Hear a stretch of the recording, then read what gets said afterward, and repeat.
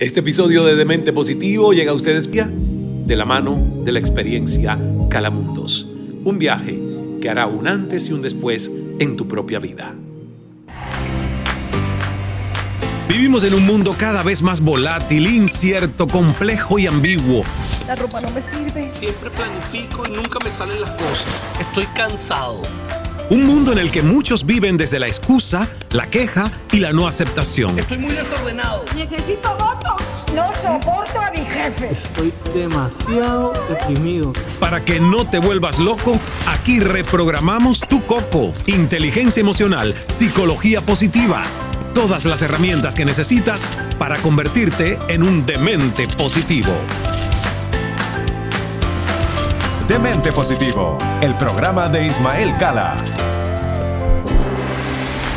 Bienvenida, bienvenido a un episodio de estreno de Demente Positivo. Soy Ismael Cala desde el Cala Center y solo para hacer unos intros, porque en realidad la conversación que vamos a escuchar es la sexta y última de nuestra serie de 6 episodios grabados en la capital española, en Madrid, cortesía de Somos Community Care y María Méndez de Travel for Change y la Fundación Viajar es un Derecho Humano.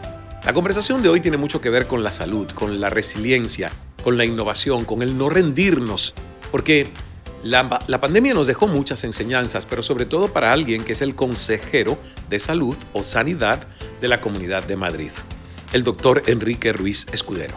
Escuchemos. Hola, hola, saludos. Por aquí Ismael Cala en mi queridísima Madrid y esta vez, además de disfrutar de esta maravillosa ciudad, tengo la oportunidad de entrevistar a líderes de esta comunidad que el grupo Somos Community Care tan gentilmente ha coordinado estas fantásticas charlas. Y como de salud se trata, tengo muchísimas preguntas para la persona indicada, que es una verdadera autoridad en el tema de sanidad. Bienvenido, doctor Enrique Ruiz Escudero, consejero de Sanidad de la Comunidad de Madrid. Es un placer conversar con usted y que nos reciba aquí en la consejería. No, el placer es mío y estoy encantado de poder tener esta entrevista con ustedes. ¿Qué le parece la oportunidad, además de presentar el Modelo Madrid, su ponencia en esta convención anual de Somos Community Care, que realmente, estudiando mucho lo que sucede con el sistema de salud pública en Estados Unidos, me parece una institución de vanguardia en elevar la calidad del servicio de salud pública a, sobre todo, comunidades que no están tan bien servidas en el área de Nueva York?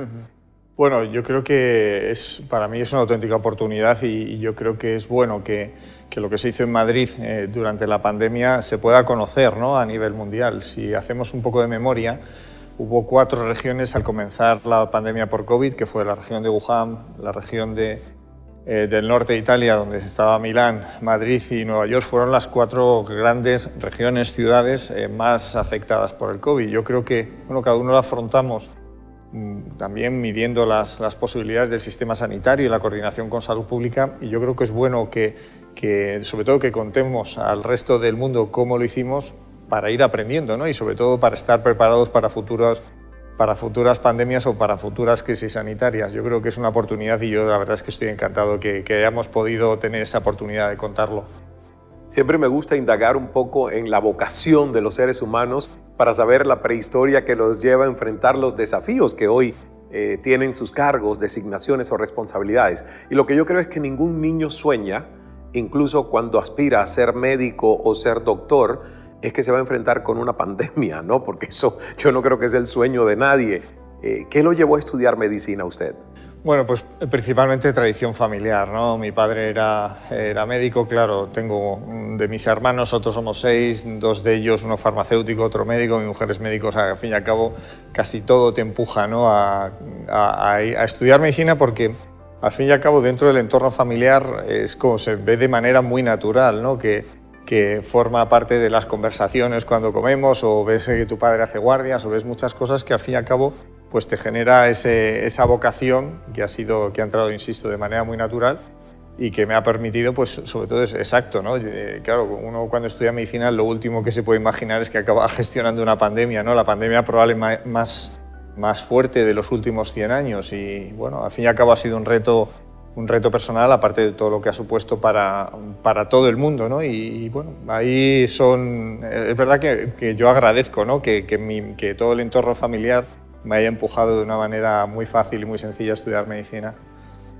¿Cuándo se mezcla la medicina con la política y el servicio público y qué le hace a usted interesarse por pertenecer a un partido, hacer una carrera como político, pues ser un gestor de políticas públicas para el país? Sí, pues la verdad es que también lo mismo, la misma idea, ¿no? Que, claro, mi padre también fue presidente de lo que es el PP, el Partido Popular de Madrid, fue diputado nacional durante 2 legislaturas y claro, y yo no sé si incluso llegó antes la vocación política que la sanitaria, porque realmente yo recuerdo acudir a un acto cuando era en plena transición, con 8 años apenas, ¿no? Que se estaba formando, pues bueno, salíamos de la dictadura de Franco y la transición hacia la democracia, y yo recuerdo que yo era muy pequeño, yo nací en el año 67, debía ser como, insisto, sí, como 8 años, y me acuerdo de todo aquello y la verdad es que también se vivió con mucha intensidad y yo creo que en parte, cuando uno hace las cosas con el corazón y con la cabeza,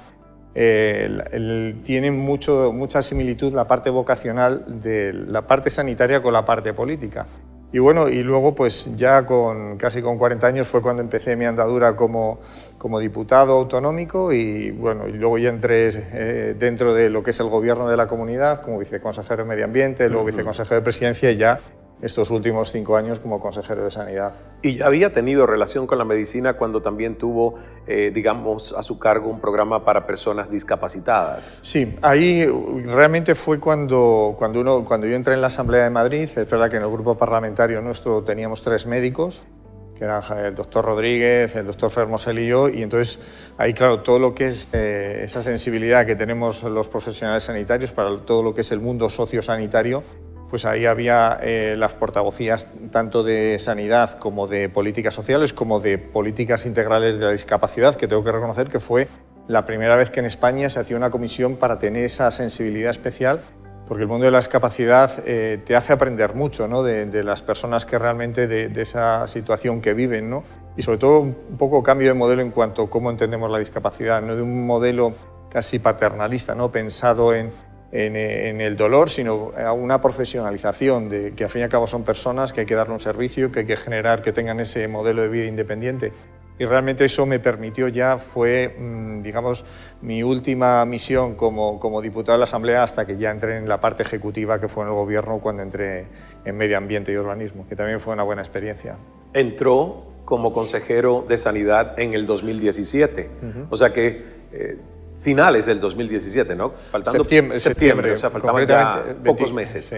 Pero tuvo el 2018, 2019 y llega la pandemia en el 2020. O sea que hubo una preparación, por lo menos, para saber desde el cargo qué me toca hacer y qué puedo yo hacer con toda la Consejería de Sanidad.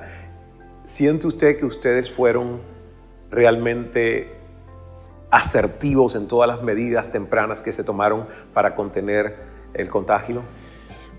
O sea, dicho con toda la humildad, lo bueno que tuvo Madrid es que siempre se adelantó a lo que probablemente iba a pasar. Y me explico. La sanidad en España tiene, digamos, una doble gestión, ¿no? Tiene una parte de coordinación, en teoría de liderazgo, sobre todo en lo que son las políticas relacionadas con la salud pública, con la autorización de medicamentos, con los profesionales sanitarios, que lo lleva el Ministerio de Sanidad, que tiene un gobierno, que es un gobierno de izquierdas, y luego nosotros, que somos la Comunidad de Madrid, que tenemos la competencia asistencial, que igual que todas las comunidades autónomas, por lo tanto, digamos que estábamos en 2 niveles, ¿no? Entonces, claro, nosotros lo que teníamos era el pulso del día a día, ¿no? De cómo acudían los pacientes a nuestros centros de salud, a nuestros hospitales, cómo empeoraban, iban a las plantas, cómo iban a UCI o cómo fallecían. Y realmente lo que nosotros veíamos con respecto a lo que veía el Ministerio, yo notaba un desencuentro, además visible desde el inicio de la pandemia, ¿no? Nosotros creamos un grupo de expertos, siempre cualquier decisión era de carácter técnico, o sea, bien, además una coordinación total en lo que era salud pública con los escalones asistenciales. Y eso nos permitió principalmente ir tomando decisiones que nos adelantamos. Y doy ejemplos, claro. O sea, Madrid determina el día 9 de marzo que hay que cerrar que tenemos que parar esto porque además lo hicimos frenando la educación. La educación, o sea, el cerrar guarderías, colegios, primaria, secundaria, universidades, significa frenar el 40% de la actividad de Madrid. Y nosotros entendíamos, además, sobre todo al principio, que nos enfrentábamos a un virus absolutamente temible y veíamos a nivel asistencial que eso tenía un problema muy grave. Entonces empezamos con esa parte, luego igual que hablo de cuando metimos la estrategia de test de antígenos por algo tan importante como es hacer muchos test, saber cómo está el virus y que el factor emocional de comunicar la prueba al paciente nos permitiese que se aislase cuanto antes el que podía contagiar, ¿no? Igual que hablo a todos los niveles, pues todas las estrategias, cómo fuimos mejorando nuestros laboratorios de microbiología, ¿no? Sobre todo para ver la estirpe, qué tipo de variante era, cuándo se hacían dominantes, y luego sobre todo estudiar mucho los datos y que el dato nos daba una fortaleza a la hora de tomar decisiones, ¿no? Yo creo que eso fue la realidad. Y luego, sobre todo algo que hizo Madrid, que creo que en sentido contrario de muchas regiones del mundo, que era, había que conseguir conjugar salud y economía, siempre controlando desde el punto de vista, digamos, estrictamente sanitario para evolucionar como sociedad, ¿no? Yo creo que ese es un poco define el modelo Madrid. Y sobre todo, insisto que bueno, sí que tuvimos bastantes desencuentros con el Gobierno de España. Primero, a la hora de tomar decisiones sobre cuándo había que cerrar y luego cuando había que tomar decisiones de esa semiapertura, ¿no? Para permitir que la vida siguiese dentro de un entorno de pandemia. ¿Ustedes creen que ha sido mejor, digamos, obrar desde la cautela y no desde priorizar el desarrollo de la economía? Porque hay un debate siempre con esto de las medidas sanitarias de ¿qué priorizo? La salud de las personas, dejando mucho más tiempo las medidas restrictivas, el uso de las mascarillas, en fin, todo esto, o la reapertura y la activación económica. Claro, yo creo que ahí es algo que yo creo que es lo que nos ha diferenciado al Ministerio de Sanidad, ¿no? Es percibir cómo se comporta el virus. Es un virus que se contagia principalmente por vía aérea, y sobre todo es un virus al que tenemos que conseguir tener, digamos, controlado, evitar, digamos, la proximidad, o sea, ventilación, distancias, uso de mascarilla. Entonces nosotros, si teníamos todas esas herramientas, más luego posteriormente la vacuna, si nosotros tenemos todas esas herramientas, o sea, lo que no entendíamos era por qué había que cerrar permanentemente. O sea, vamos a ver, si nosotros en entornos que están controlados, controlamos aforos, controlamos distancias, cuándo se usa la mascarilla, cuándo se quita. O sea, no entiendo por qué habría que cerrar y sobre todo, que es lo más importante, que había que medir qué es lo que pasaba. O sea, nosotros utilizamos un modelo cuando ya salimos de primera ola para volver y empezamos en segunda ola, que se llamaban zonas básicas de salud, ¿no?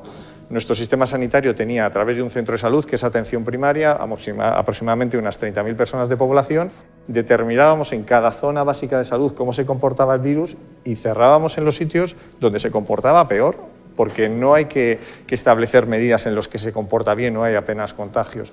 También fuimos muy criticados, pero a la larga los resultados nos dijeron que esa era la vía para poder hacerlo, porque Madrid no tuvo un comportamiento peor en cuanto a los contagios que otras comunidades autónomas, y luego también introducir sistemas más novedosos. Nosotros lo que hicimos, Canal de Isabel II, que es la empresa que gestiona todo el agua de la Comunidad de Madrid, lo que hicimos era hacer miles de PCRs de manera momentánea. ¿Cómo? Con los pozos vigilábamos la cantidad de virus que se excretaba, ¿no? Porque es un virus que se excreta, y entonces a partir de ahí lo bueno que nos permitía era conocer si se adelantaba 3 o 4 días al comportamiento que iba a tener posteriormente a nivel asistencial, con lo cual nos permitía tener más alerta a todo nuestro sistema sanitario. O sea, fue un trabajo conjunto, muy coordinado, y bueno, y a la larga, y viéndolo y con humildad lo digo, pero sí que es verdad que Madrid yo creo que ha tenido pues, un comportamiento al menos, o sea, que nos ha permitido tener esa sensación de control prácticamente en todo momento. Primera parte de la conversación con el doctor Enrique Ruiz Escudero. Nos recibió justamente ahí en la Consejería de Sanidad de la Comunidad de Madrid. Y vamos a unos mensajes cortos, breves, y luego seguimos con la segunda parte de esta conversación. Recuerda, si te interesa, déjamelo saber. Sugiérenos invitados, sugiérenos temas que quieres que yo reflexione en solitario. Volvemos en un 2x3. Nuestro invitado se está convirtiendo en un demente positivo. En estos próximos 3 días va a haber un entrenamiento técnico, pero al mismo tiempo va a haber otro entrenamiento que es el entrenamiento mindfulness, el entrenamiento liderazgo, el entrenamiento conciencia. He aprendido no solo las técnicas del maestro, sino también a conocerme, a poder desafiar mis propios límites y poder llegar a ser la comunicadora que quiero ser. Mi experiencia ha sido realmente fantástica. Ismael Cala es uno de los mejores comunicadores. Me enseñó sobre todo a conectar mi corazón con la audiencia. Y así llegamos al final de la 4ª promoción de Cala Speaking Academy. 4 días intensos de convivencia, de aprendizaje, de desaprendizaje, pero sobre todo de compartir desde el corazón. ¡Gracias a todos!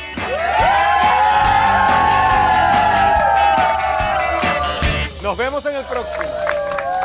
Señoras y señores, atención, por favor. Presta atención. Ismael Cala tiene muchas buenas cosas para contarte. Aquí, en Demente Positivo. Demente Positivo.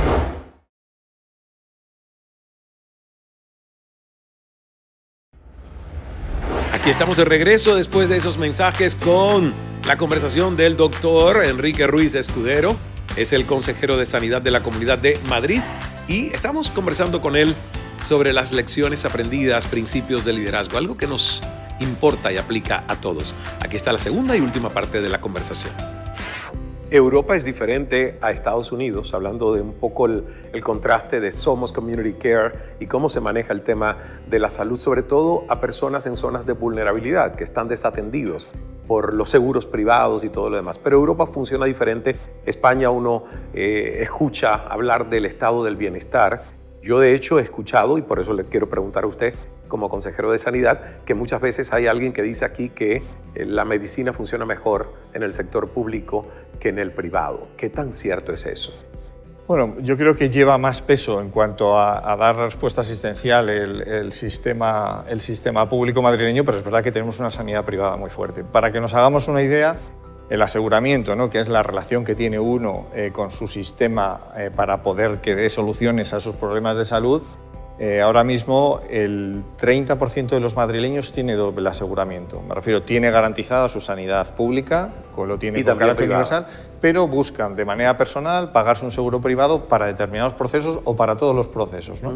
Y entonces aquí ese sistema, esa complementariedad, que también no lo he dicho antes, nos ayudó mucho durante la pandemia, porque nosotros, claro, yo soy el consejero de sanidad de toda la sanidad madrileña. Es verdad que la gestión de la privada se encargan las privadas, pero nosotros sí que estratégicamente funcionamos como una única sanidad, claro, lo cual nos permitió también dar una respuesta descomunal, ¿no?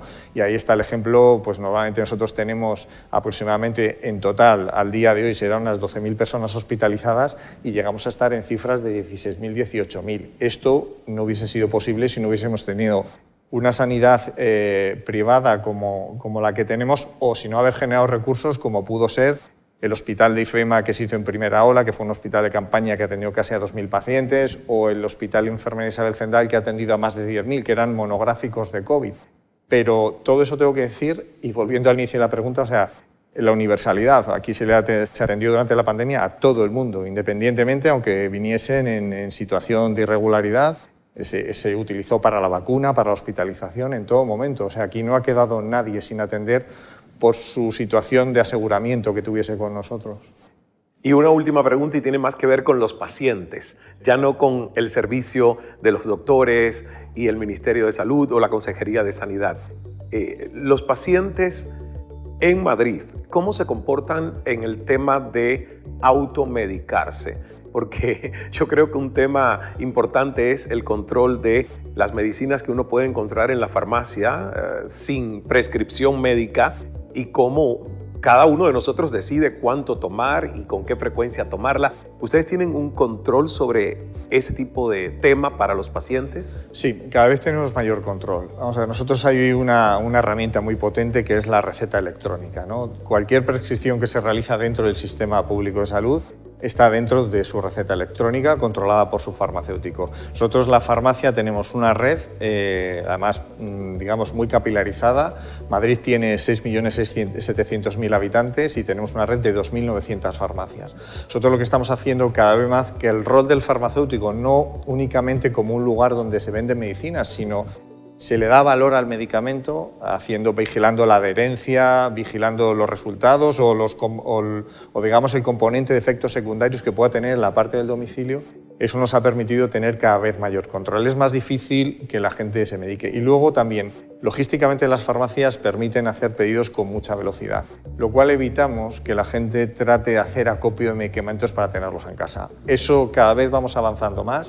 Nuestro reto ahora, sobre todo, es la longevidad, ¿no? Madrid es una de las regiones del mundo también con mayor longevidad. Claro, a más años, más cronicidad, más medicamentos y, sobre todo, vigilarles a nuestros mayores, que son normalmente polimedicados, que es ahí donde realmente tenemos que hacer ese control. Pero sí que tengo que decirlo, además esa receta electrónica va integrada en algo que hemos avanzado, que Madrid es la única región de España que la tiene, que es la tarjeta sanitaria virtual. Ya 3.100.000 madrileños tienen, digamos, su salud en su móvil, tienen acceso a su historia clínica, tienen acceso a sus pruebas, a sus medicaciones, tienen la cita online, o sea que cada vez vamos mejorando y es un ejemplo claro de cómo la tecnología nos ha venido a ayudar. Nuestro invitado se está convirtiendo en un demente positivo. En estos próximos 3 días va a haber un entrenamiento técnico, pero al mismo tiempo va a haber otro entrenamiento que es el entrenamiento mindfulness, el entrenamiento liderazgo, el entrenamiento conciencia.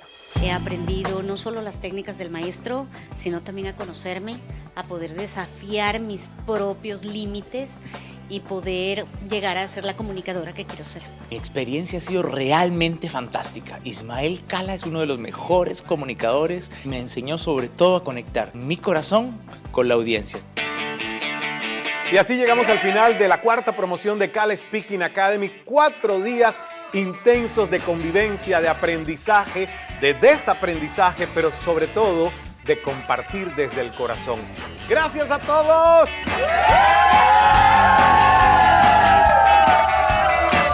Nos vemos en el próximo.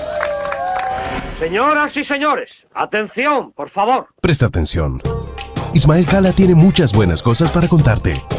Aquí, en Demente Positivo. Demente Positivo.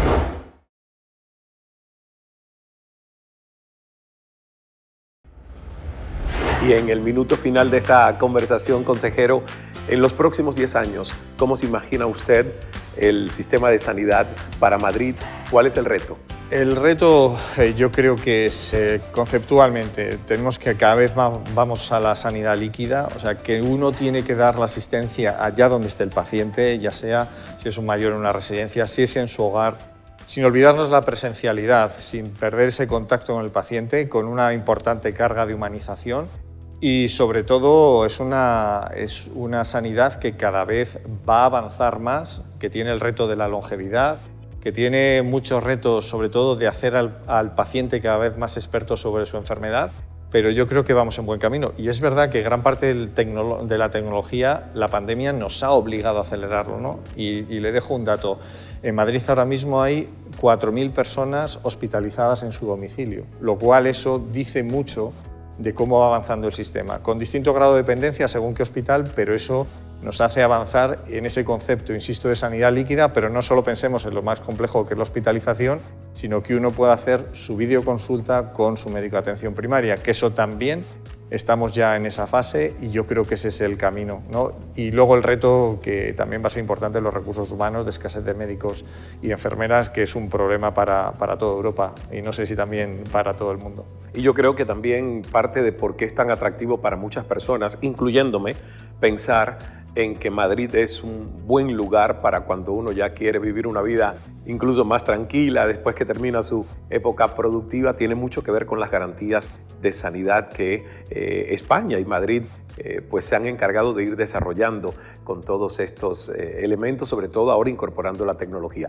Muchísimas gracias, doctor Enrique Ruiz Escudero, es el consejero de Sanidad de la Comunidad de Madrid. Y aunque no tenemos una copa de buen vino español en este momento, yo quiero despedirme haciendo un brindis. Salud, que Esa palabra significa mucho para todos nosotros. Sin salud no hay nada, ¿verdad? Así que garantizar la sanidad, la salud pública para nuestros países, nuestras naciones es muy importante, y agradezco también a Somos Community Care que me haya posibilitado conocerle, conversar con usted y que toda nuestra red pueda conocer un poco del modelo madrileño. Y recuerda que el secreto del buen vivir es cuidar nuestra salud y no dejar de sonreír.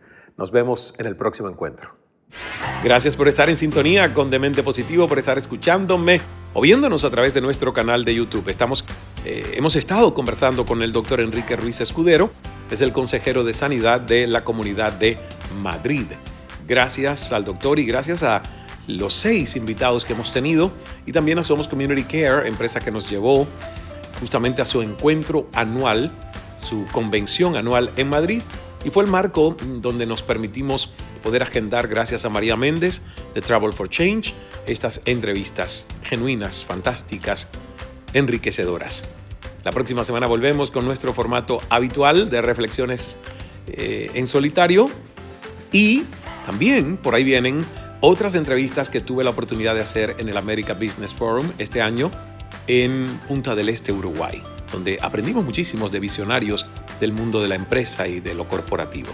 Dios es amor, hágase el milagro. Nos vemos en el próximo episodio. Soy Ismael Cala, calando fuerte en tu corazón. Hasta el próximo. Para que no te vuelvas loco, aquí Programamos el coco. ¿Quieres? Demente Positivo. Demente Positivo.